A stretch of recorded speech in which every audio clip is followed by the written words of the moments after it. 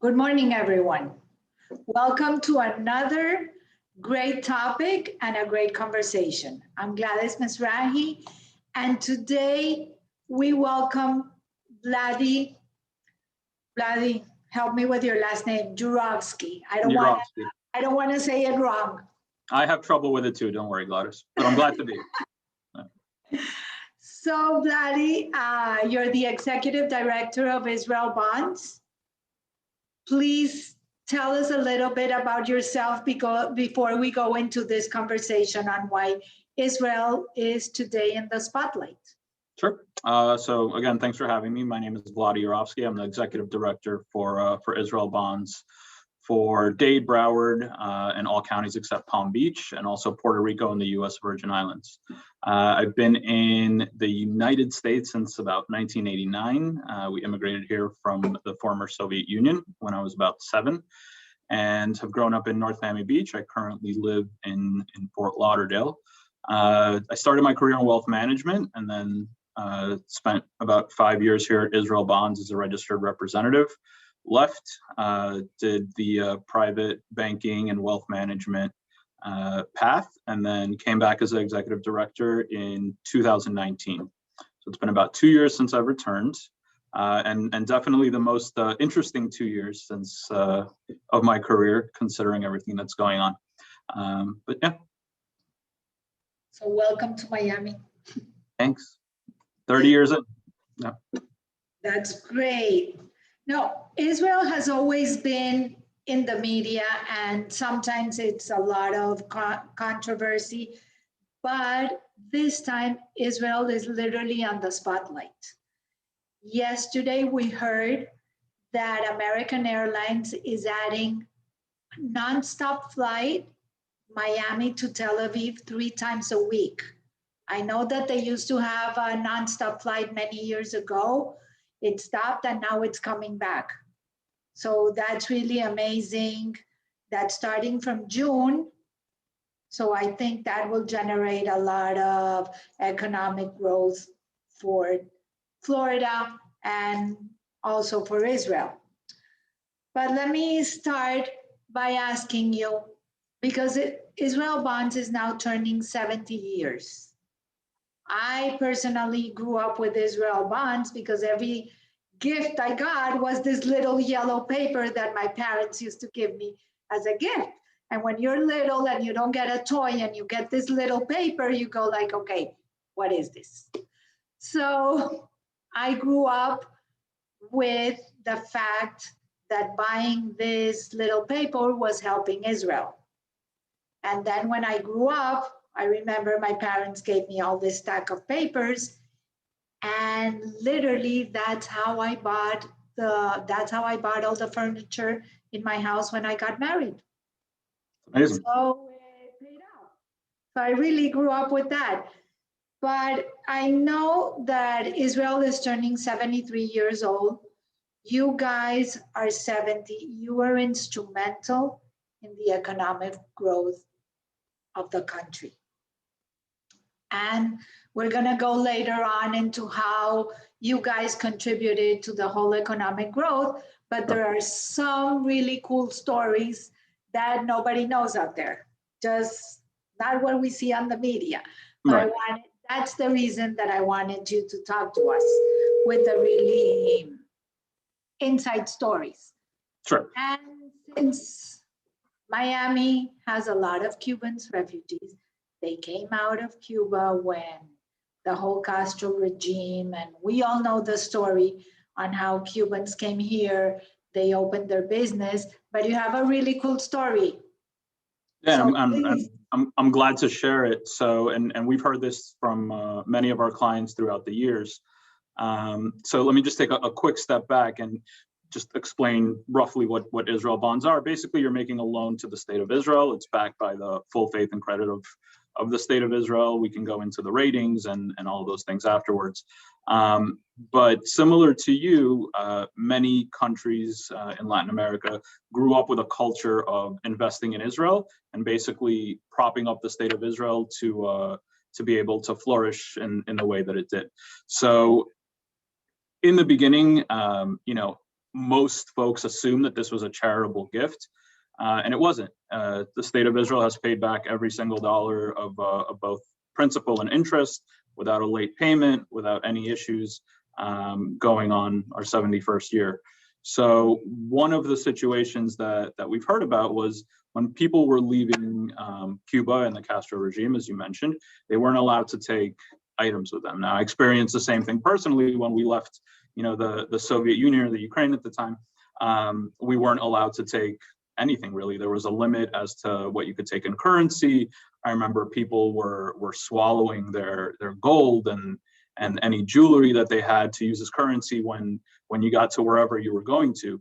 And the checks were extremely invasive and in some cases just really intrusive and abusive. So I very much relate to the story. So one of the things that we've heard of some of our clients doing when they were leaving Cuba is they weren't allowed to take, in many cases, the actual Israel bond certificates. So what they would do is they would write their registration numbers on either a piece of paper or on the bottom of the soles of their shoes.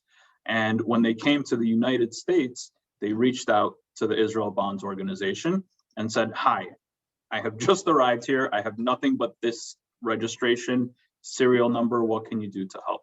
And the state of Israel paid out all of that debt of all of those bonds to all the folks with the registration numbers. And similar to your story, that story in many cases is the start of very large and very successful organizations in Miami and throughout the country as well. So not only did the Israel bonds act as a safety net for the state of Israel, which is really how we like to classify ourselves, but it also acted as the safety net for countless numbers of folks coming to the US looking to start a new life.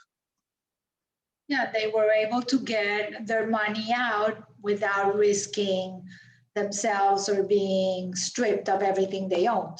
Absolutely. I thought that was a really, really good story.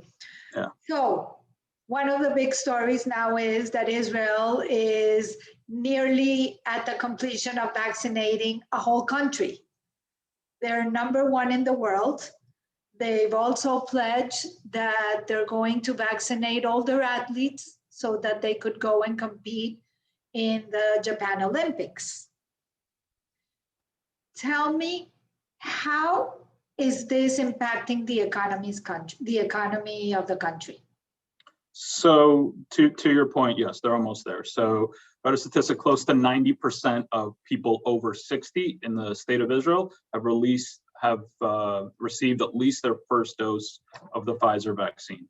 So what that's resulted in, based on the Ministry of Health, is that there was a 41% drop in confirmed COVID-19 infections in that age group, and a 31% drop in hospitalizations from mid-January to early February. So just as a comparison, so overall, I know I gave you the data on the 60 and up, but overall, Israel's overall vaccine rate is at about 40% of all of their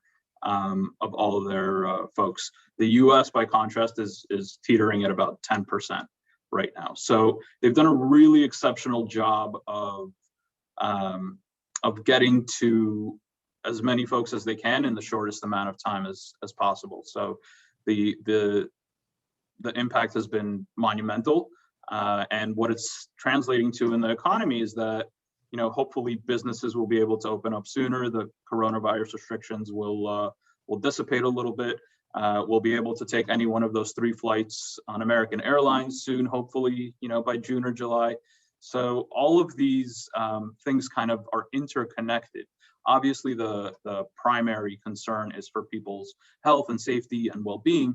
The economy, though, has such a strong impact on everybody's day-to-day life that that they would look to do this as quickly and efficiently as possible. I'm so glad, because contrary to what we're doing in the US, for example, when there was New Year's in Israel, Rosh Hashanah and Kippur, the government decided to close the country.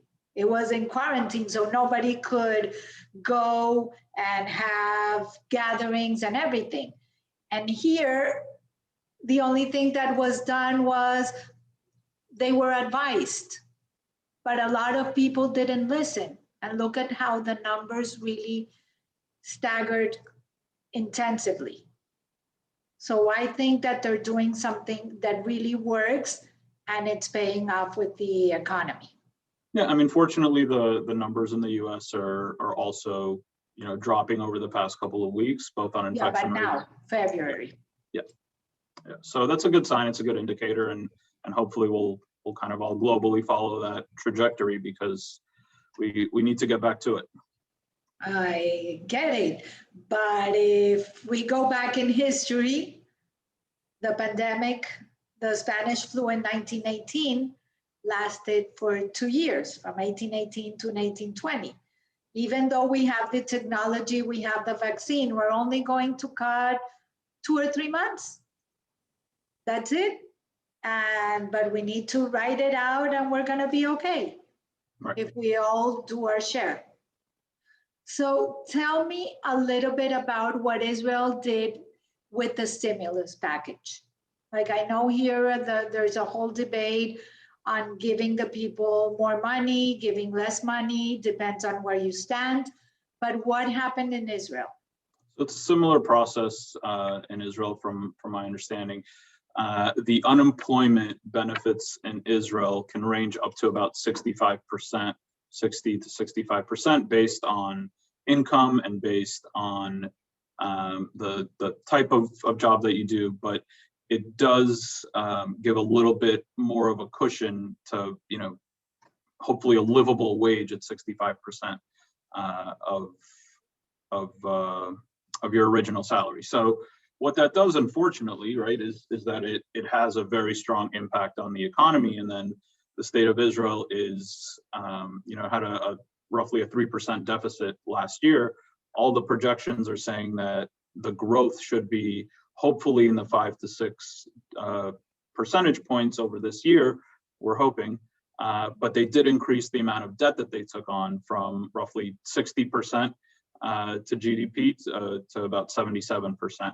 So by comparison, just to put it into context, the US's debt to GDP ratio is looking to be, some estimates, 120 to 125% in 2021. So one thing that the state of Israel has always been able to do well, and I think that's reflected in the S&P ratings and the Moody's ratings, is that they've always been able to manage their debt very precisely and very strategically. And Israel Bonds plays a major role in assisting for the fundraising for that debt. I can imagine that you guys have been a really big part of that, balancing the budget, as you can say. Sure. But also Israel Bonds has been the backbone of a lot of the startups in Israel. Like, for example, yesterday I got an email with a sample of a platform for events. Mm-hmm. As you know, we do events, which is an industry that has been immensely impacted. Decimated in many cases. When I looked at the platform, it really had a lot of the things that the other platforms didn't have. And looking into it, I started to look into who was behind it. And to my surprise, it was an Israeli startup. So I know that you guys have been instrumental and in a lot, but tell us a little bit about some of the things that have been made, that has made our life easier, that Sure. has changed our life. So I think Israel as a whole is a startup, right? It's I know the term startup nation, which deals mostly with, basically the technology, and we'll get into all of that's come out of the state of Israel and all these wonderful things. But Israel is a 73-year-old country, which in and of itself is still in the infancy stage if you think about the global longevity of other countries. Correct. Right? So as a startup, the amount of output that they've been able to do to the entire world is absolutely phenomenal. And that's been in all fields, right? So yes, we all think of Waze and all these other things, but some they've done out of necessity, for example, inventing the Iron Dome. Some they have done to better the world. They had the first patent for the little USB flash drives. I'm going to age myself a little bit, but ICQ and instant messenger, the technology was developed in Israel. Drip irrigation was developed by Netzafim, which wound up consulting during many of the droughts, across the world. There were opportunities to partner with during the California droughts as well. They're creating. There's a company called WaterGen, which basically creates water out of air, right? So again, phenomenal for droughts and countries that don't have access to fresh and clean water all the time. And then something I also learned recently, and it's funny because I play this game with my daughter all the time, but you know that game Guess Who, where you flip the cards and you say, oh, does your person have hair or not? But that was apparently invented in Israel as well. So going back to the startup conversation, what do most startups need, right? You have the vision, you have the quote management team, you have all these other things, you need capital, right? So when David Ben-Gurion kind of opened his arms and said, we're open for business, come, he got a lot more clients and customers than he thought he would get in the beginning. So that was really the impetus for his tour into the United States, and he appeared in Madison Square Garden. And again, no one thought that, everybody thought this was just a fundraiser where you'll give them, some dollars and, good luck. And you feel proud that you're supporting the state of Israel. But what happened was all of these funds originally were used for the development and the building of not only the physical things in the state of Israel, but the balance sheet in terms of, security and financial safety. There are many, obviously, Israel has a sordid history in terms of security, and there were many instances when, they couldn't necessarily get favorable rates on the open market because so many banks and organizations and lending arms were so concerned about their ability to repay. Now, obviously, that's been proven wrong over many, many years and decades, but it's something that's still needed in terms of having that safety net for the state of Israel, especially now. Well, I also remember how the kibbutz started, which was also an innovation. Right. Because it was like everybody working for everyone. And then kibbutz started making a lot of money. And some of them were the innovators and the startups of a lot of the businesses that are still going on. Yeah, absolutely. So let me ask you something.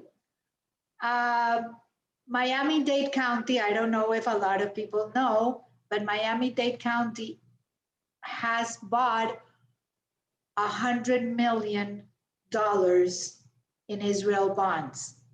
I know that the city of Aventura has small percentage of its portfolio, not nearly as much as 100 million, but I know that there are very strict rules on investing government or local government money. So why has some of the government been able to invest in Israel bonds?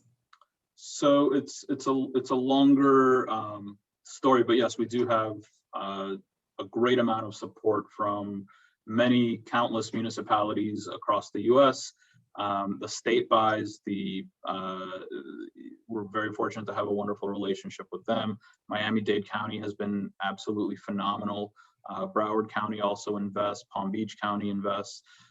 So we have a real great relationship with the governmental entities in our communities. I believe close to 30 states invest in Israel bonds across the country. And I think it speaks to a couple points, right? Number one, they can be very supportive of the state of Israel. But if our credit history or our payment scheduling or anything like that was not up to par, they would not invest with us, right? So they invest because we have a proven track record of repayment of all debt. it's a from a safety standpoint, you know, again, it goes back to the credibility of the state of Israel. From a valuation standpoint, our bonds don't fluctuate in value; they're always held at par. So that's an attractive feature to many entities. And from a diversification standpoint, right? Like we can't, when people are setting up their own financial plans and their investment portfolios, whether it's a brokerage account or a retirement account, you're not going to put everything into, you know, just Google or just Amazon or just, you know, GameStop, if you will. But the reality is that you need to spread out you need to spread out the risk a little bit. And you're looking for something that has relatively competitive returns. And the last thing that I like to talk about is, and this is not just for Miami-Dade County, but I think the individuals that invest with us through Israel Bonds, I think it's an impact investment, right? You're putting your money where your mouth is. You're sending a strong message to all of those who support BDS by, you know, our Bonds to Universities program, which allows people to make their donations to their alma maters or, you know, institutions that they have an affinity to for via an Israel bond. We're seeing a lot of what we call the double mitzvah program, right? So where folks use Israel bonds as a vehicle to donate to their favorite university or their synagogue or their favorite nonprofit organization. We have wonderful relationships with many nonprofit organizations who will take Israel bonds as a donation. So we've been very fortunate to have those relationships as well, but it's kind of all of those pillars that hold up the stool, if you will, to explain why folks are investing in Israel bonds. Sorry. Because it's clearly more than just an investment or a support for the country. Look at all the amazing businesses that have come out of that because Absolutely. Of the support. So many businesses, many banks also invest. We're focused this year in 2021 really on getting individuals to make this a part of their financial plan and make this a part of their portfolio, and for bonds to be a significant part of what they're looking for. So we have some really interesting events coming up. We've had the one of the silver linings of the coronavirus over the past year is that as an organization, it's kind of connected us throughout the country. You know, the world as well.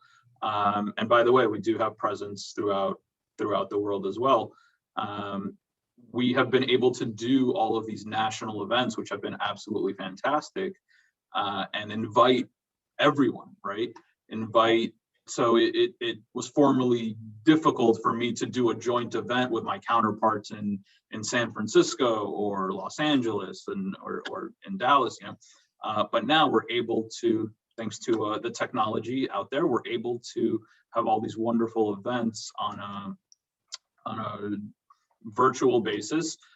You know, earlier in the year, we had remarks from very high-level government officials. We have Larry Silverstein and David Rubenstein, who David Rubenstein was, he's a venture capitalist, and Larry Silverstein, this is a very interesting story, but he actually owned the Twin Towers on 9/11.